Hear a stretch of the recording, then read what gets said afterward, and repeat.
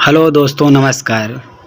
आज हम प्रधानमंत्री बीते दिनों जो अयोध्या गए थे, वायुयान और रेल का जो उद्घाटन किए, उसमें प्रधानमंत्री ने कितनी हम भरी बातें बोली जो सोचनीय विषय है। उन्होंने कहा कि मैंने गरीबों को जिस प्रकार से घर दिया, उसी प्रकार से मर्यादा पुरुषोत्तम जी को भी घर दिया। नहीं तो मर्यादा पुरुषोत्तम टेंट में रहते थे, आज मैंने उनको एक गरीबों की तरह उनको एक छत दे दिया। कि प्रधानमंत्री कितनी हम भरी बातें बोलते हैं। उनको यह पता नहीं है कि ईश्वर की बनाई दुनिया में हम आए हैं और हम खुद ही उनको रहने के लिए छत दे रहे हैं, जिन्होंने पूरे सृष्टि, पूरे समाज की, पूरे संसार की रचना जिन्होंने की है। छोटे बड़े जीव, मर्यादा पुरुषोत्तम श्री रामचंद्र जी का जन्मस्थली रही अयोध्या कई बार टूटी, कई बार बनी। इसके पहले उज्जैन के राजा विक्रमादित्य जी ने मंदिर का जीर्णोद्धार कराया था।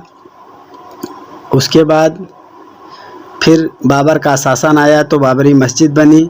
उसी के विषय में 6 दिसंबर 1992 में लड़ाई भी हुई और आज ये फैसला जब सुप्रीम कोर्ट दिया, तत्कालीन प्रधानमंत्री नरेंद्र मोदी जी हैं, उनके नेतृत्व में यह राम मंदिर बना।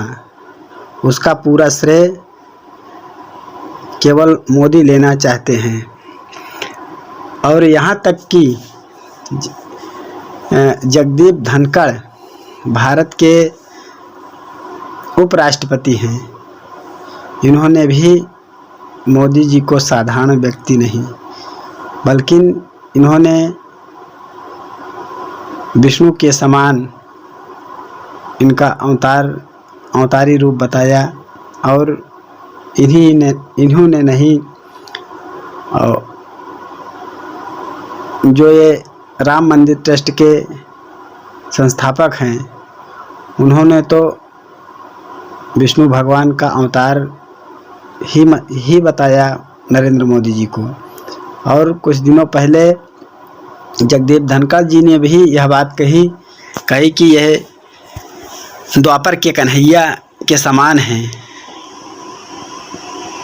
जो जैसा बोल रहा है तैसा बोल रहा है, केवल अपनी पार्टी चलाने के चक्कर में। जो भी सत्ताधारी होता है उसका कर्तव्य होता है दीन दुखियों की भला। इसीलिए तो लोकतंत्र बनाया गया है कि सबका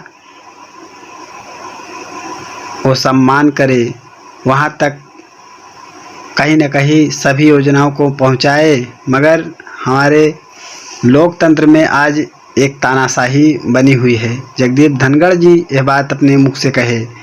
सोचिए, एक उपराष्ट्रपति जिसे भारत का प्रथम नागरिक का दर्जा दिया जाता है, अगर वह ऐसी बात बोलता है तो सोचिए कितनी अशोचनीय विषय है। हाँ,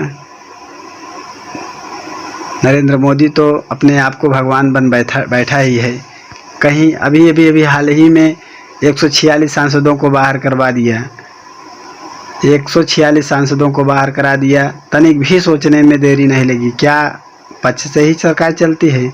और यहाँ तक कि 3 गुर्गे जो BHU में एक बालिका से छेड़छाड़ करते हैं, आज 2 महीने के बाद उनको पकड़वा करके जनता के सामने अपना माहौल और अपनी छवि बना रहे हैं। यही 3 गुर्गे जाकर के तमाम अभी दिसंबर के महीने में जो चुनाव हुआ उसमें प्रचार प्रसार कर रहे थे। तमाम लीडर के यहाँ बर्थडे पार्टी या शादी में इनवाइट थे। आखिर जब ये मौके पर मिलते थे तो उनको पुलिस क्यों नहीं पकड़ी?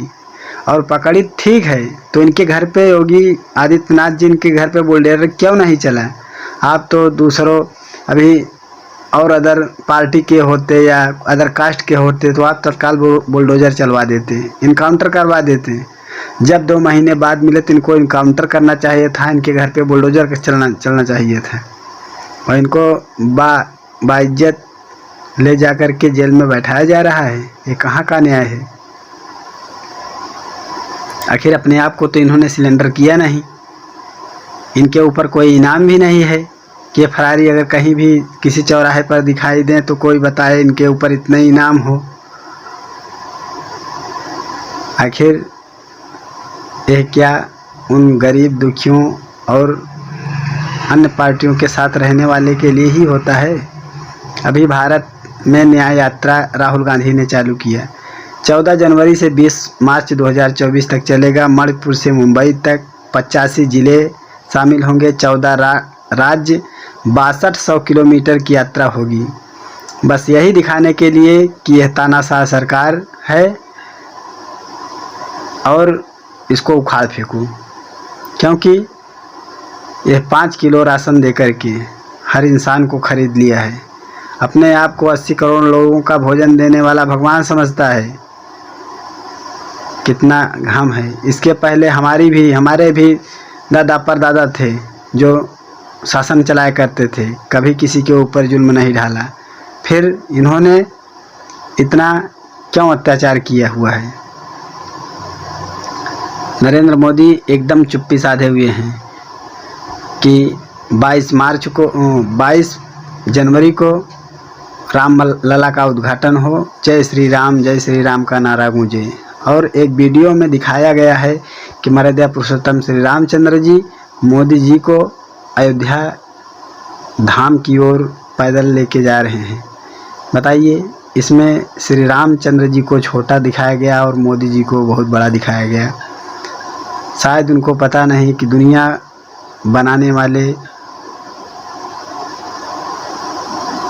हम सब में जीव डालने वाला कोई और एक है, जो पशु पक्षी अब सोच लीजिए कि हर चीज़ इस दुनिया में मूल्यवान है। बिना मूल्य के कुछ मिलता नहीं, मगर ईश्वर की बनाई चीज़ें आप सब समझिए कि हर चीज़ अमूल्यवान है, मतलब जिसका कोई मूल्य नहीं है, अर्थात बिना पैसे की है।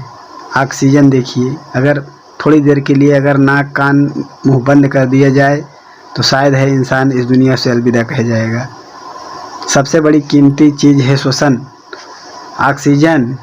ऑक्सीजन, भोजन, पानी, हर चीज़ जो भी विधाता ने दिया है इंसान को जीने लायक उन्होंने दिया है।